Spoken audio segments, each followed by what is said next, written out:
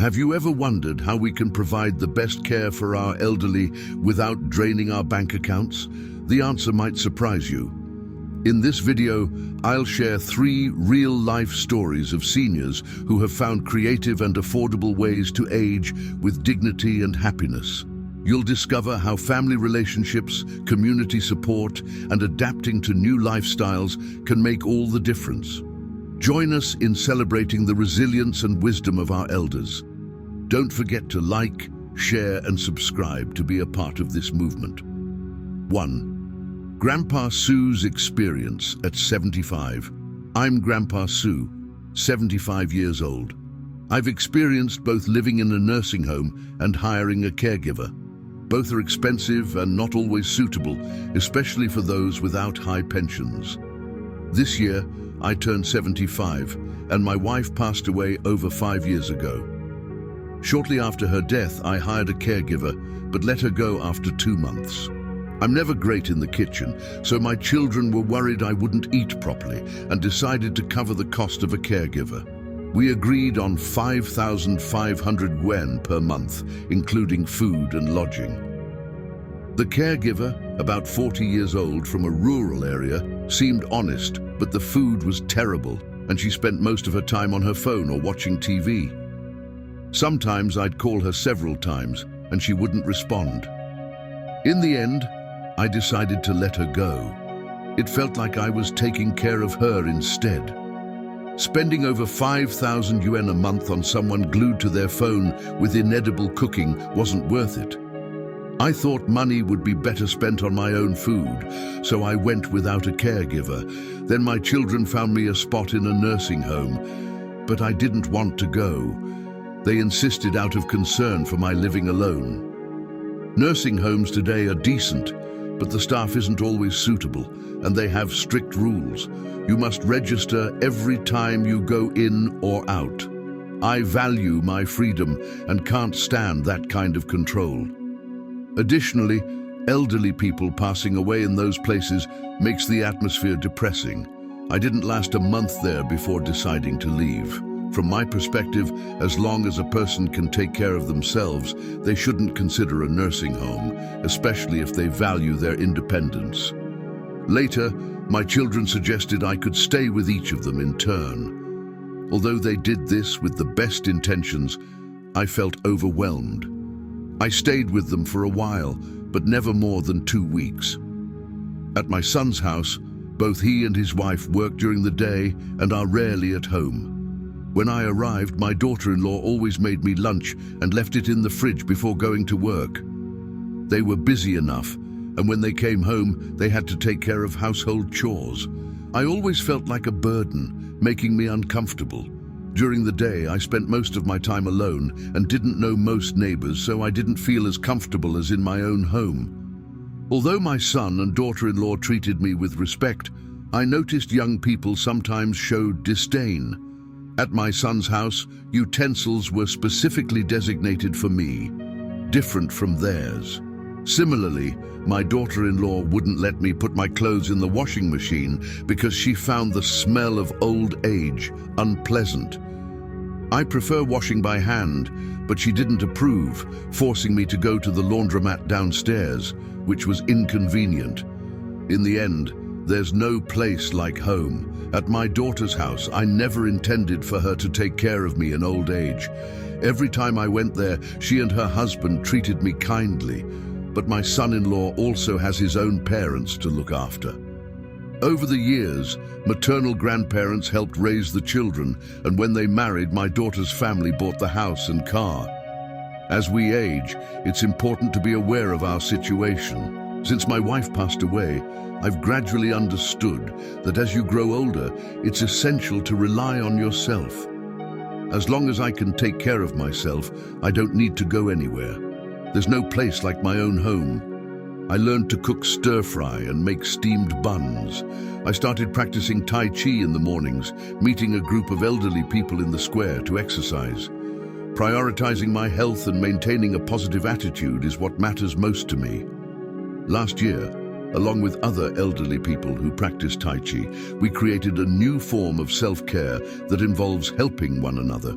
We live together and support each other in our Tai Chi group, now with over 10 people, 8 of whom are seniors without a partner or children nearby.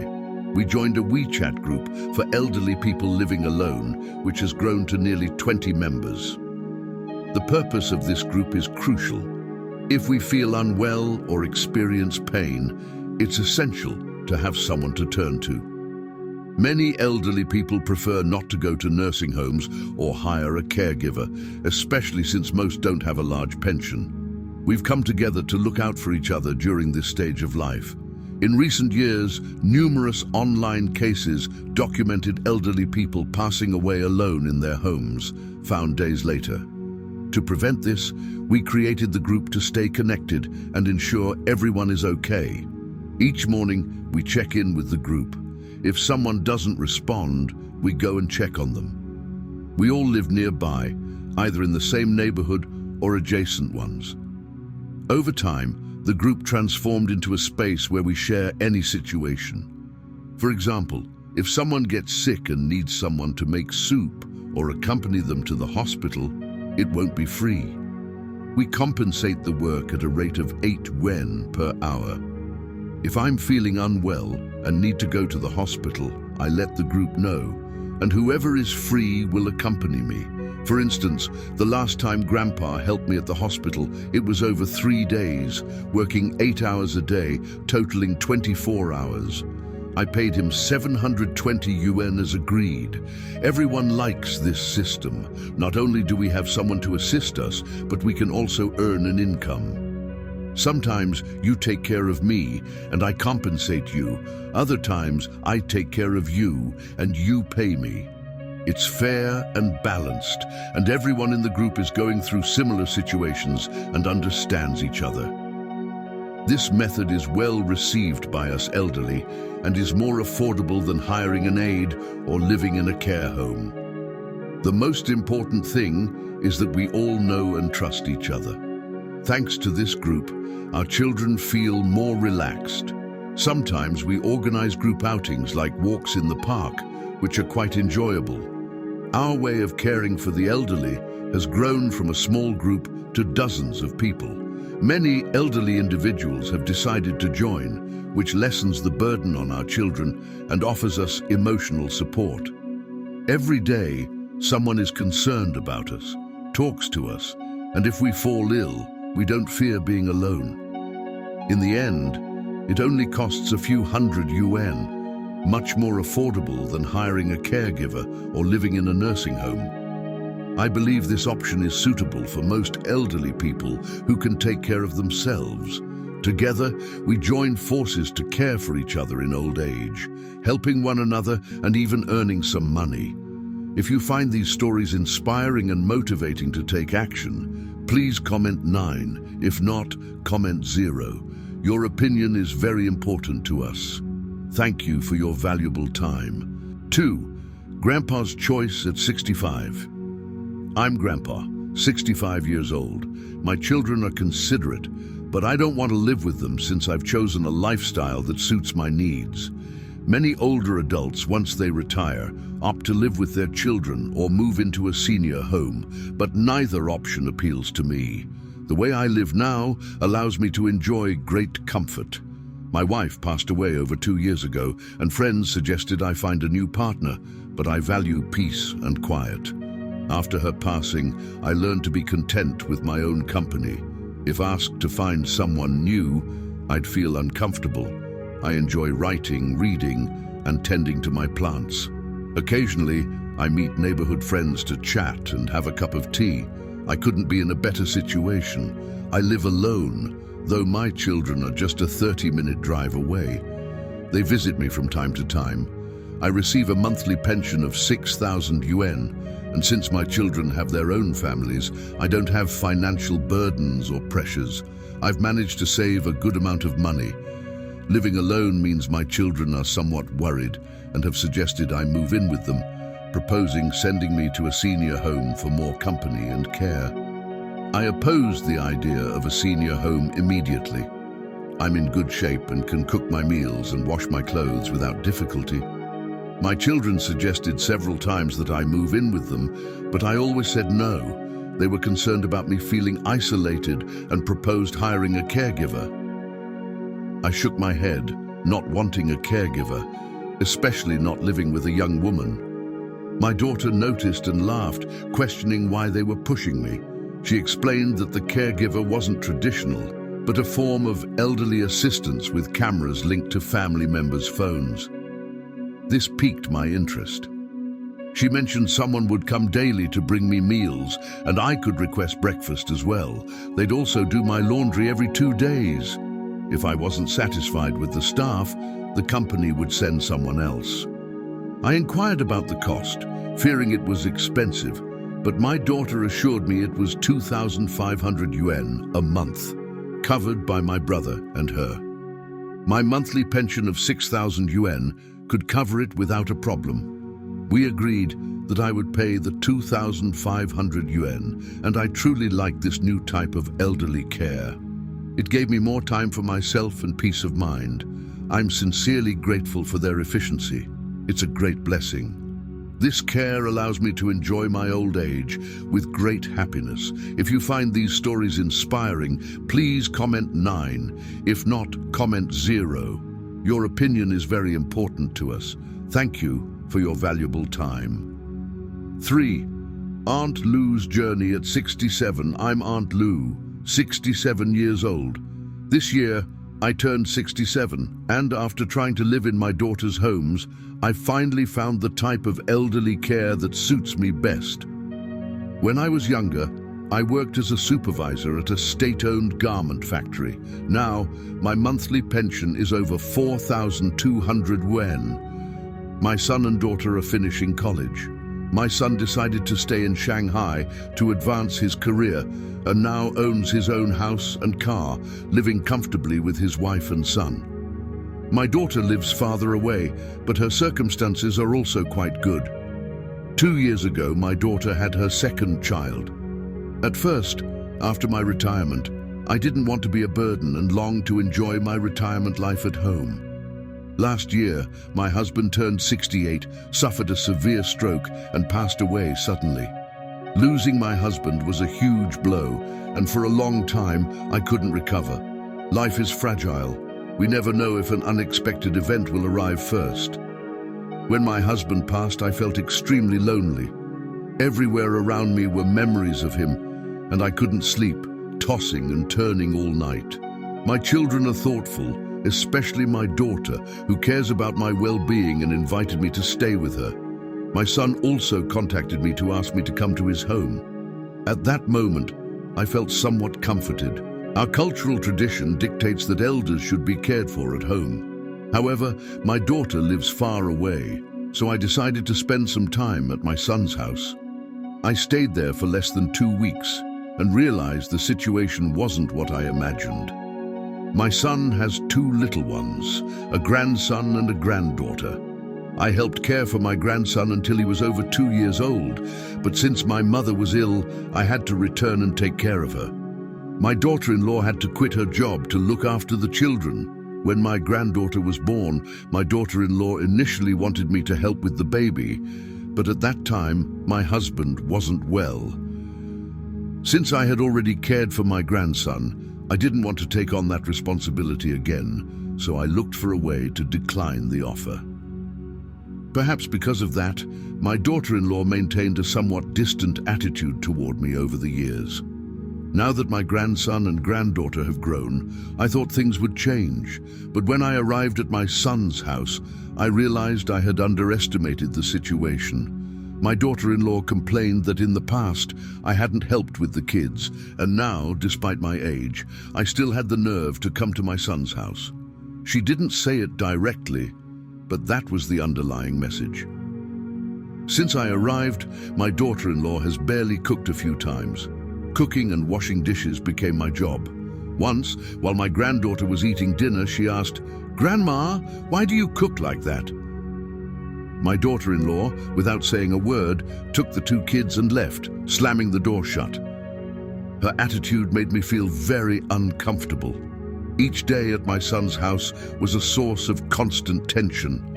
I couldn't enjoy my retirement, but became a caregiver instead. Despite that, my daughter-in-law never offered me a smile and looked at me with disdain. More concerning was that she sought conflicts with my son, arguing every few days, making the atmosphere tense. The children didn't talk much either. After less than 2 weeks, I decided to pack my bags and ask my son to take me back home. At that moment, I realized relying on my son for elderly care could be complicated, and I couldn't count on my daughter-in-law. Back in my hometown, my daughter called and asked me to come live there for a while. I refused outright.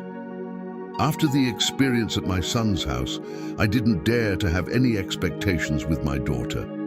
I had taken care of my son's children for a few days, but my daughter's grandchildren were never in my care. They were raised by their other grandmother. A couple of years ago, my daughter had a second child, and her mother-in-law took care of the baby. If I went, it would be a disaster. My daughter's apartment only has 2 bedrooms. I wouldn't even have a place to stay.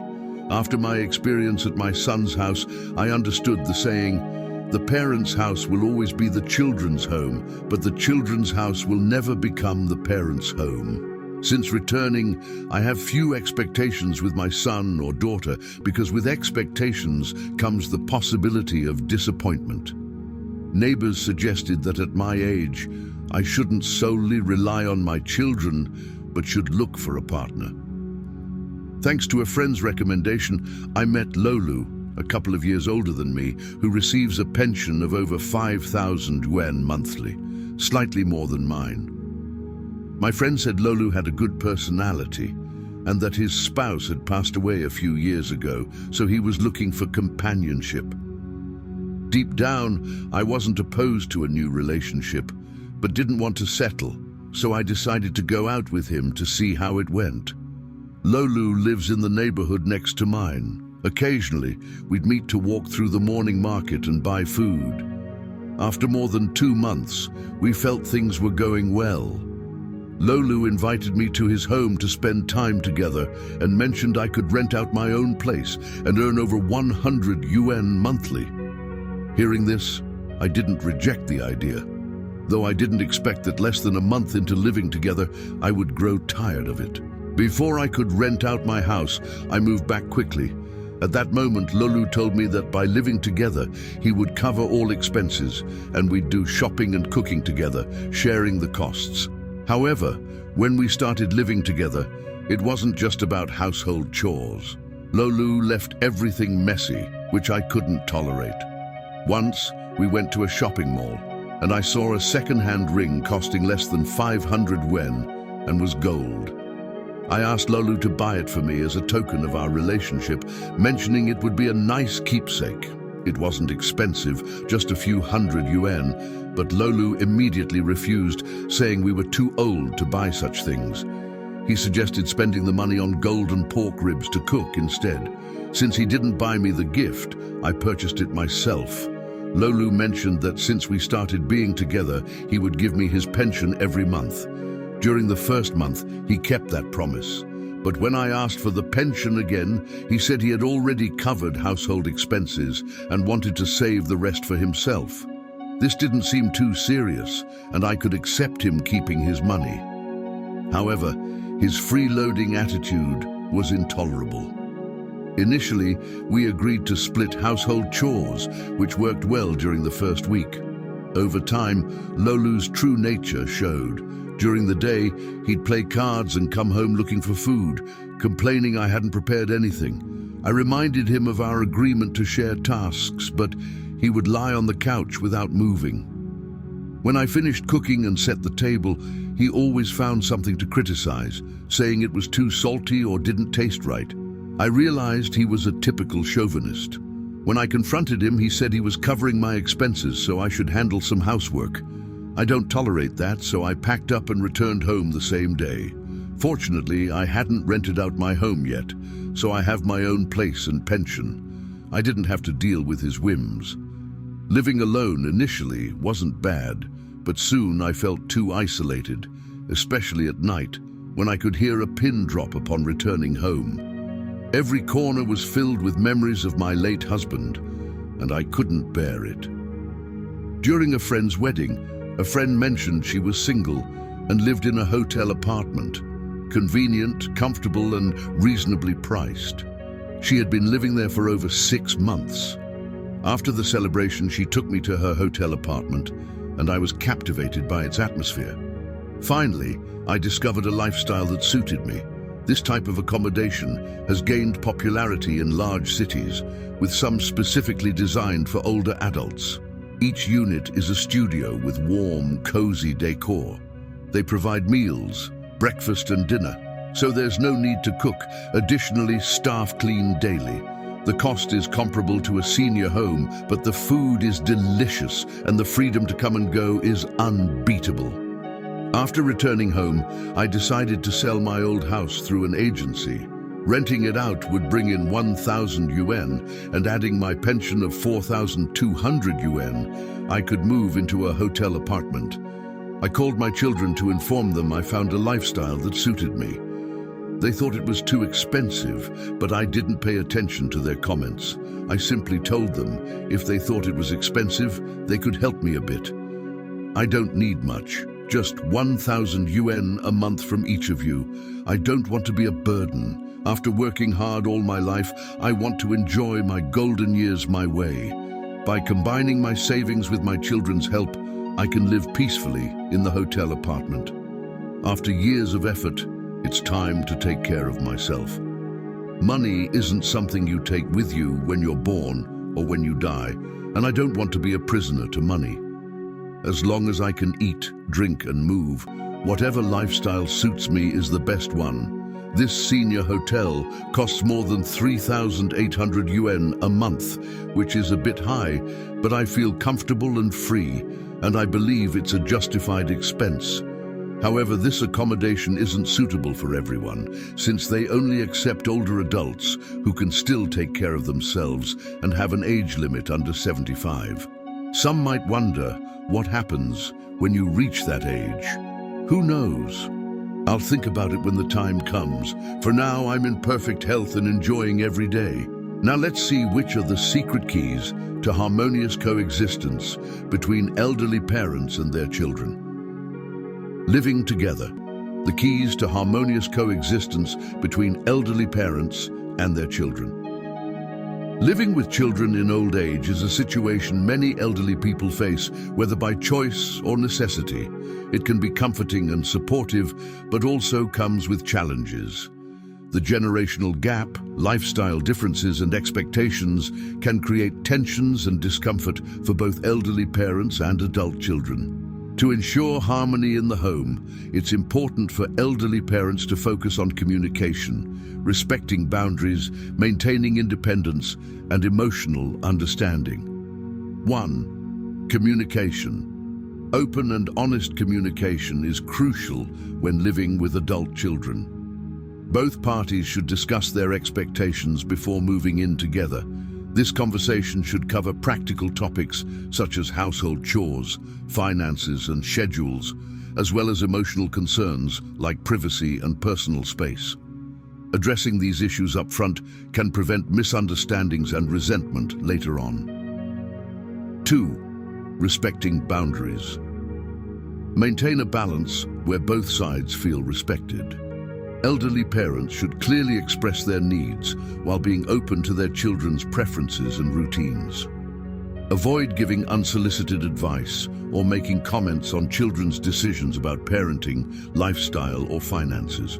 Respecting children's independence reduces potential conflicts and fosters a healthier, more supportive relationship. Maintaining independence. Elderly parents should maintain a sense of independence to retain a positive self-image and reduce the feeling of being a burden. Engaging in personal hobbies, community activities, or maintaining friendships outside the home provides fulfillment and prevents isolation. This independence benefits both elderly parents and their children, easing some pressure and allowing everyone to enjoy their time together more fully. 4. Flexibility and adaptability. Life changes affect household dynamics for both generations. Elderly parents should be adaptable and understanding of the demands their children face, such as work stress, raising children, or health issues. Flexibility fosters patience and empathy, essential for avoiding conflict and building harmonious coexistence. 5.